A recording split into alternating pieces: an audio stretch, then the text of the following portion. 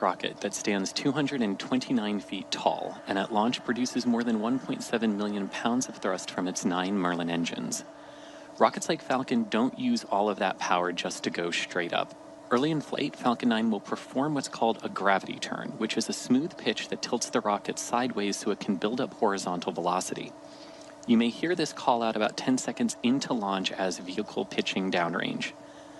A couple of minutes into flight, once the first stage completes its portion of the mission, it shuts down its engines and separates.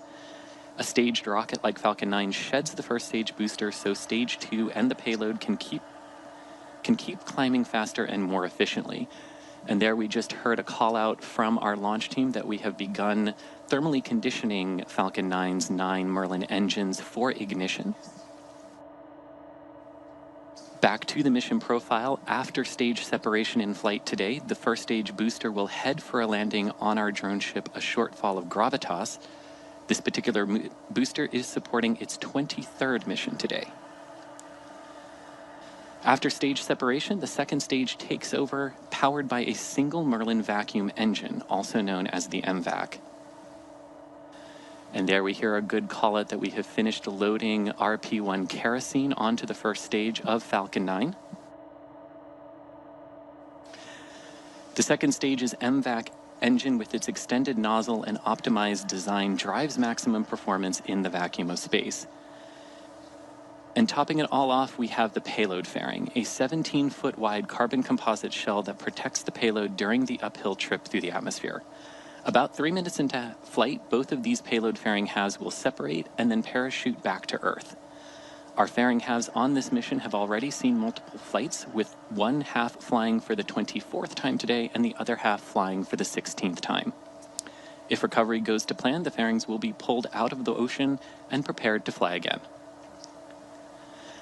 So much of what makes Falcon 9 remarkable happens in flight. Stages separating, the first stage landing itself on a drone ship in the middle of the ocean, and parachutes and fairings parachuting and fairings using their parachutes to land safely for recovery, all to fly again.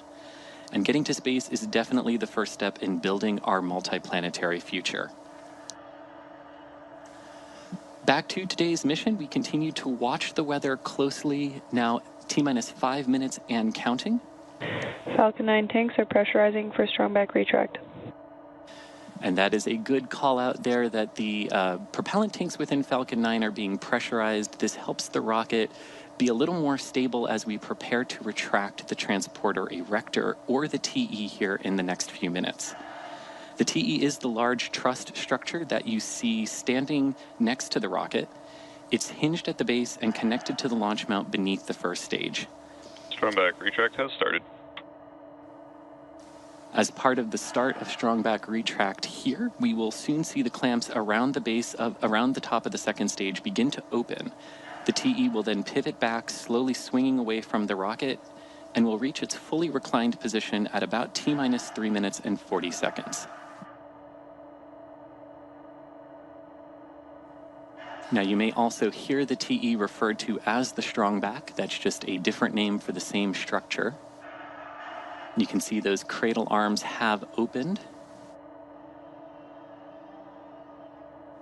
The TE itself is part of the structure that rolls Falcon 9 out to the pad, raises it vertical, and then stays connected until the final seconds of the countdown. The TE, or strong back, provides fuel, power, telemetry, and command connections between the ground systems and Falcon 9.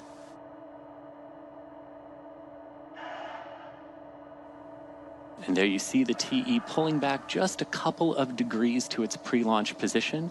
At T0, when Falcon 9 lights its engines and lifts off, the TE will perform a final throwback maneuver to help protect its systems for a rapid turnaround for the next flight off of this pad in the coming days.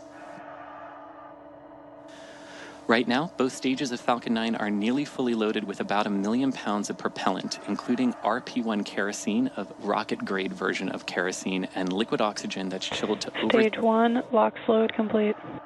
And liquid oxygen that's chilled to over 300 degrees below zero. And as we just heard there, we have wrapped up liquid oxygen loading onto Falcon 9's first stage. At this point, liquid oxygen is still being loaded into the second stage, and that should wrap up here in the next few seconds.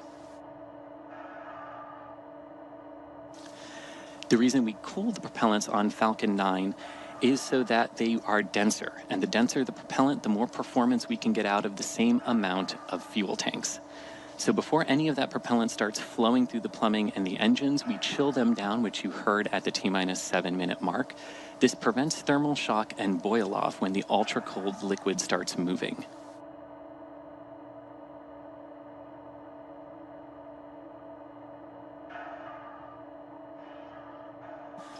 Coming up momentarily, we should hear a call out for the completion of liquid oxygen loading onto the second stage. Stage 2, LOX load complete. And with that call, Falcon 9 is fully fueled for liftoff 1 minute and 50 seconds from now. You probably also noticed the white clouds venting from the rocket. That's actually condensation. As the liquid oxygen warms slightly inside of Falcon 9's tanks, some of that liquid oxygen boils off and that gas is vented out to help maintain pressures inside the tank. When the vented oxygen hits Ground the warm, gas closeouts. humid Florida air, it instantly condenses into clouds. And as you heard there, we are now performing ground gas closeouts, purging all of the lines that just loaded all of that propellant into Falcon 9 to get them ready for liftoff today.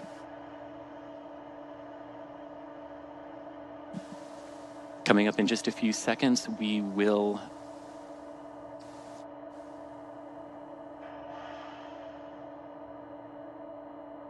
Falcon 9 is in startup. And with Falcon 9 in startup, Falcon 9's computers have taken control of the count. We should hear a final go, no-go for launch call from our launch director in the next few seconds. Launch director, go for launch. And with our final go for launch and a good weather forecast here, for the final 30 seconds, let's sit back and watch Falcon 9 take the Nusantara Lima satellite into orbit. T-minus 30 seconds.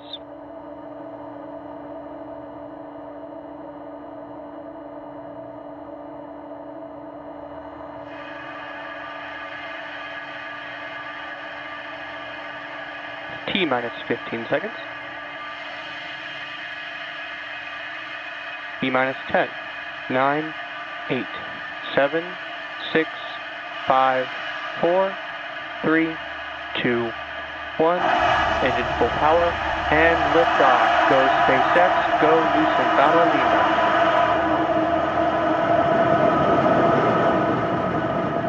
With chamber pressure is nominal.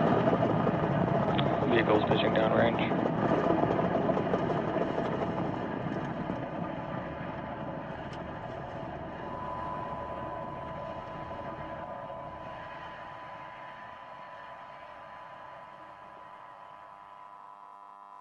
And at T plus 30 seconds and counting, Falcon 9 has successfully lifted off from Space Launch Complex 40 at Cape Canaveral Space Force Station in Florida. In just a few seconds, we'll start throttling down the 9 Merlin engines in preparation for max Q, the period of maximum aerodynamic pressure. This is a critical moment during flight because the combined stresses caused by Falcon 9 accelerating through the atmosphere and the ambient static pressure are at their greatest. Falcon 9 supersonic.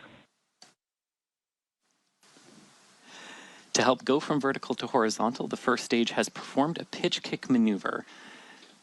This maneuver, known as the gravity turn, gimbals Falcon 9's engine just a small amount to slowly turn the first stage so that it's going from straight up to a more horizontal orientation.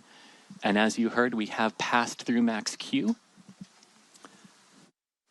Everything looking good on Falcon 9 about a minute and a half into the flight.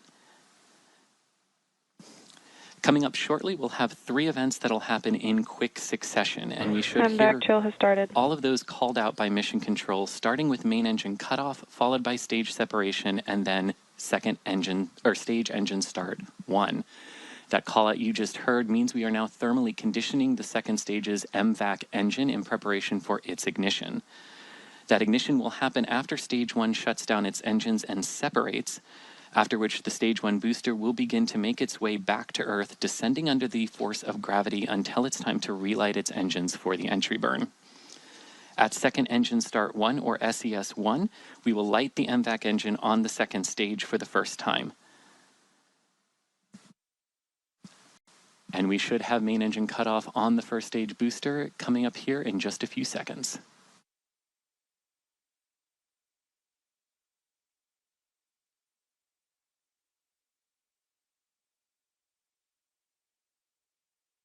Main engine cutoff.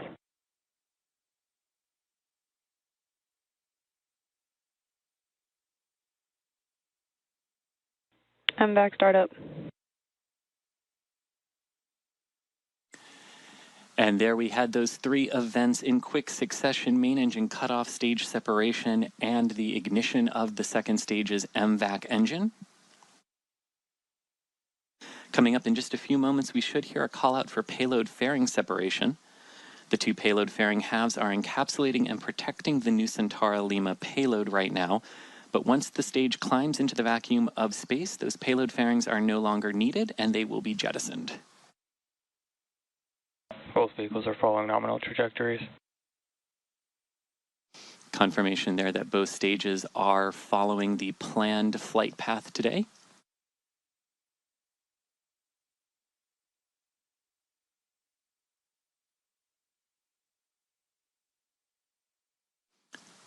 And confirmation of payload fairing jettison, which you just saw there on your screen.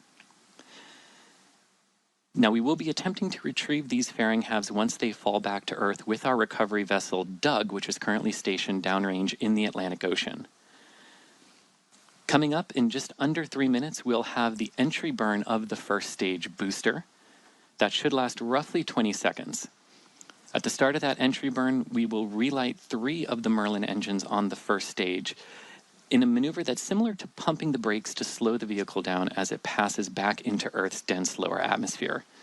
The entry burn will help reduce the heat generated from friction with the atmosphere and reduce the overall aerodynamic forces acting on Falcon 9's first stage. All of these things help maintain controlled flight and also help prepare the vehicle for the landing burn.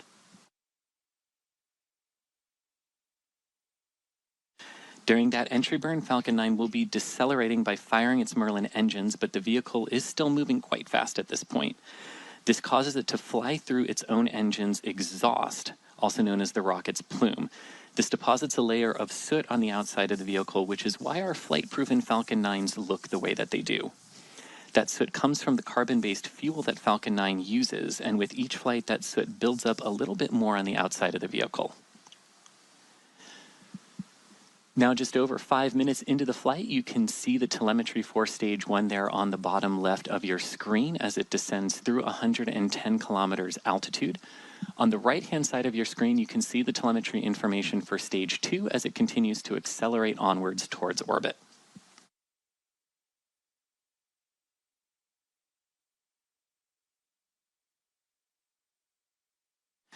Reusability is key to lowering the cost of spaceflight, enabling more investments in critical space infrastructure.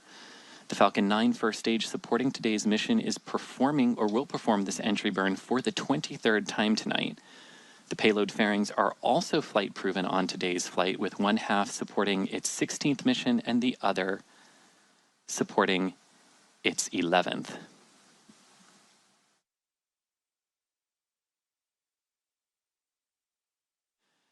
Coming up shortly on that entry burn, you can see our dual view here, Falcon 9's first stage on the left-hand side of your screen and Falcon 9's second stage continuing to orbit on the right. Stage 1 entry burn startup. And there we can see Falcon 9 performing its 3-engine entry burn to slow itself down as it enters Earth's atmosphere. This burn should last about 23 seconds and will help prepare the vehicle for the final landing burn down onto the drone ship. Stage 1 entry burn shutdown. Both vehicles are following nominal trajectories. And confirmation of a good entry burn and that both stages of Falcon 9 continue to follow the pre-planned trajectories today. Now, the Merlin engines on Falcon 9's first stage are optimized for sea level, and these achieve about 190,000 pounds of thrust during ascent and descent each. At liftoff, Falcon 9's first stage had a thrust greater than 5 747 airplanes at full power. Conversely, the single MVAC engine on the second stage, which has a much wider nozzle, is optimized to operate in the vacuum of space and is capable of producing 220,500 pounds of thrust in vacuum. Coming up in just a few seconds. Stage 2 is under terminal guidance. Stage 2 now performing the final maneuvers to enter the desired orbit today as Stage 1 transonic. 1 is now transonic, approaching the drone ship.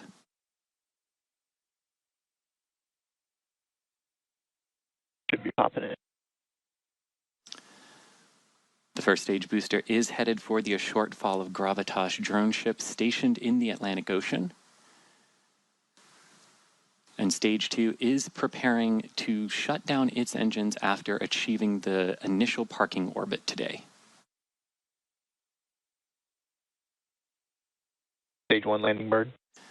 And there we shutdown. see just about the same time Falcon 9's first stage reigniting its center Merlin engine for the landing burn as stage 2's MVAC engine cut off after reaching orbit. Stage 1 landing light deploy. Nominal parking orbit insertion.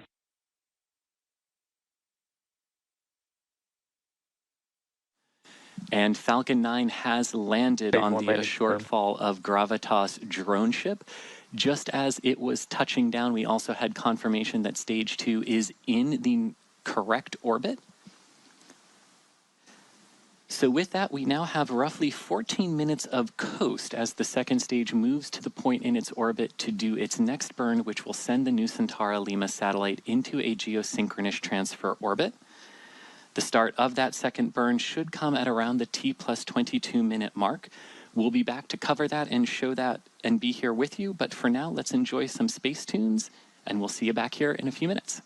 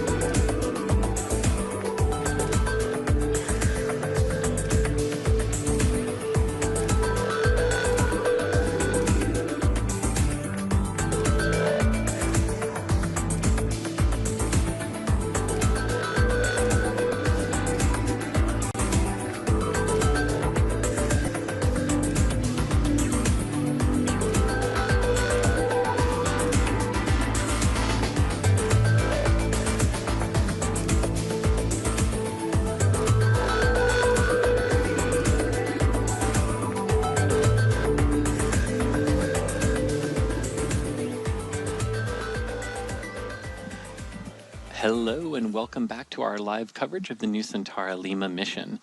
We are back from our first coast phase and just in time for second engine start 2.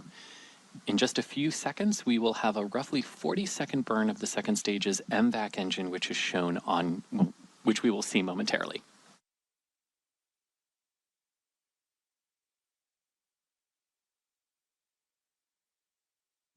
MVAC startup. And there we have good call out of the ignition of the MVAC engine. This is the second burn of the MVAC on today's flight. The first burn started around 2.5 minutes into launch and lasted for about 5.5 minutes until we reached our initial orbit, which we call a parking orbit. The burn taking place right now will place the Nusantara Lima satellite into its needed geosynchronous transfer orbit for payload deploy. Let's watch and listen in for confirmation of shutdown and a good burn.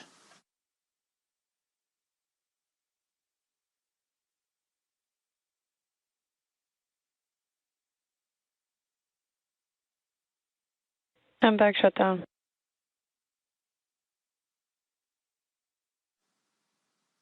Confirmation that the MVAC engine shut down as expected. For the next 7 minutes, we'll be in another coast before we reach Nominal orbit insertion. Before we reach deployment of the Nusantara Lima satellite. And there was confirmation that we are in the proper orbit for payload deploy. So with that, we're going to take a short break, and we'll see you back here in a few minutes at about T plus 27 minutes.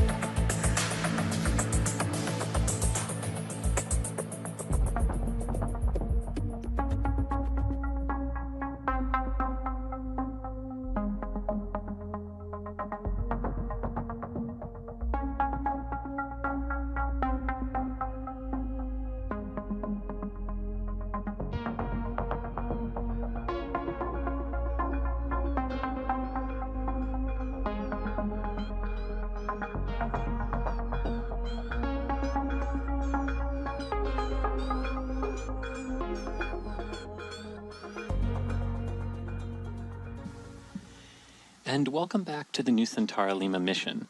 We're now just over 27 minutes into today's flight and coming up on deployment of the satellite into its geosynchronous transfer orbit. To recap today's mission so far, Falcon 9 lifted off at 9:56 p.m. Eastern Time from Space Launch Complex 40 at the Cape Canaveral Space Force Station in Florida. About 2.5 minutes later, the first stage shut down and separated, and then headed for a successful landing on the A Shortfall of Gravitas drone ship in the Atlantic Ocean about 8.5 minutes after taking off from Pad 40. The second stage then took the Nusantara Lima satellite into its desired transfer orbit via 2 burns of its MVAC engine. We're now standing by for that geostationary communications satellite for Pacific Satellite Nusantara, or PSN, to be deployed. Here's a little bit more about today's payload. Indonesia is an ocean of islands, more than 17,000, where distance can stand between people and opportunity. PSN set out to change that. Nusantara Lima is PSN's next step, a high-throughput communications satellite designed to extend reliable connectivity to classrooms, clinics, small businesses, and first responders, reaching places where fiber and towers can't. Built with Boeing on the proven 702MP platform, SNL is designed to deliver more than 160 gigabits per second and dynamically direct capacity to where it's needed most, across the islands and into Southeast Asia. From geostationary orbit, SNL will complement Indonesia's fiber and mobile networks and help keep communities connected when it matters most. This is partnership in action. PSN's vision for nationwide access, enabled by technology that's built for reliability and impact.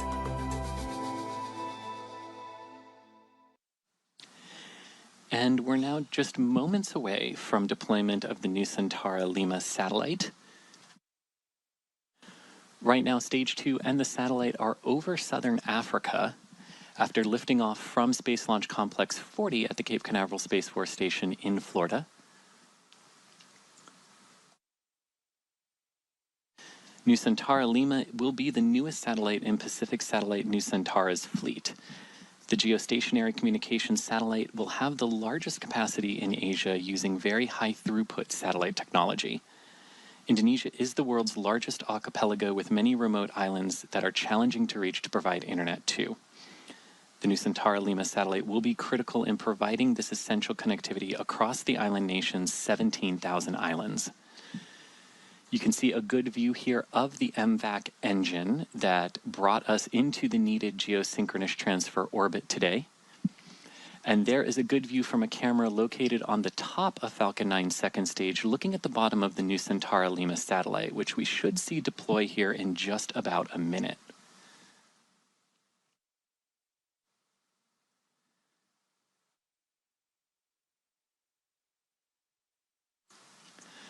For the launch portion of today's mission, the Falcon 9 booster that performed the first part of the ascent was supporting its 23rd flight, while the 2 payload fairing halves were supporting their 16th and 11th missions respectively today. Those payload fairings will be picked up out of the Atlantic Ocean by our recovery ship Doug, and the booster, which landed on A Shortfall of Gravitas, will be brought back to Port Canaveral for refurbishment for a later mission, as will the payload fairings.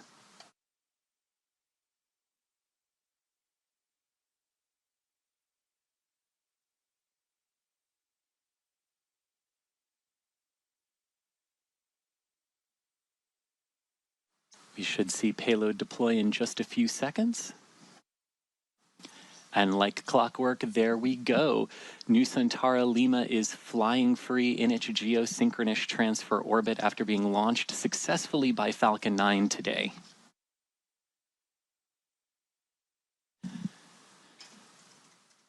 And also getting a good view of sunrise as Falcon 9 circles the Earth after lifting off in darkness from Florida. But with confirmation of payload deploy, that will bring an end to our live launch coverage. As always, we want to thank Pacific Satellite Nusantara for entrusting us with today's mission, as well as the Eastern Range and the Federal Aviation Administration for their support. A big thank you to all of you for joining us for today's mission. If you're interested in more launch coverage, head on over to spacex.com/launches for the most up-to-date information. When you're there, make sure to check out our new departure board as well, featuring our upcoming launches with details such as mission name, launch and landing site, and liftoff times. Also, remember to follow SpaceX on X, and we will see you next time.